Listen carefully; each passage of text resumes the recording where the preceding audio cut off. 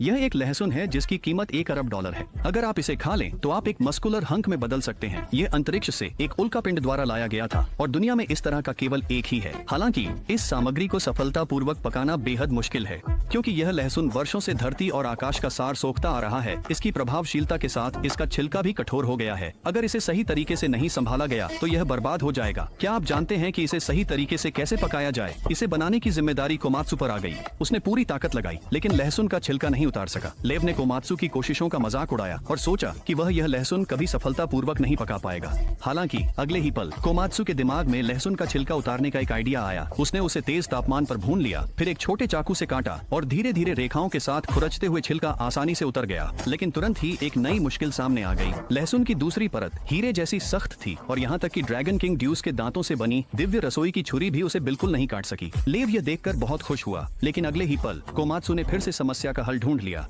Komatsu ने उलट पलट कर उल्कापिंड लहसुन पर चीज और पत्ता गोभी रखी और पत्ता गोभी में मौजूद सूक्ष्म जीवों का उपयोग लहसुन को गलाने के लिए किया।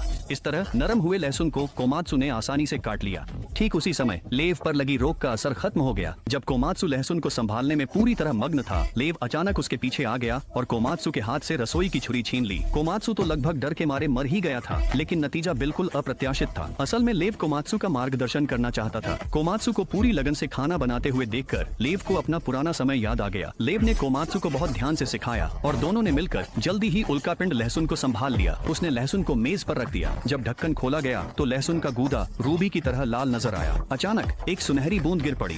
अगले ही पल लहसुन आतिशबाजी की तरह आसमान में उठ गया और पूरे आकाश को रोशन कर दिया। जब आतिशबाजी खत्म हुई तो मूल रूप से 500 किलोग्राम वजनी लहसुन धीरे धीरे 5 टुकड़ों में बंट गया। कई लोग उसे चखने के लिए बेताब हो गए। इसी समय कोमात्सु अचानक जोर से चिल्ला उठा। जो कोमात्सु पहले दुबला पतला था, वह सीधे एक मांसल और ताकतवर इंसान में बदल गया। जिसने लहसुन की फांक खाई वे एक एक करके और भी ताकतवर हो गए। लेकिन सबसे ज्यादा हैरान करने वाला बदलाव कोको में आया। उसका शरीर अब हल्क के बराबर लग रहा था। आपको क्या लगता है किसके मसल्स ज्यादा मजबूत हैं, उसके या वानमा युगिरू के? तोरी को भी इसे खाने के लिए बेताब हो गया। इसी समय उसे ऐसा लगा जैसे उसका दिमाग फटने वाला हो। यह स्वाद तो बेहतरीन वाग्यू बीफ से भी 10,000 गुना बेहतर था। सभी लोग ऊर्जा से भर गए थे और अपनी ताकत कहीं न कहीं दिखाना चाहते थे।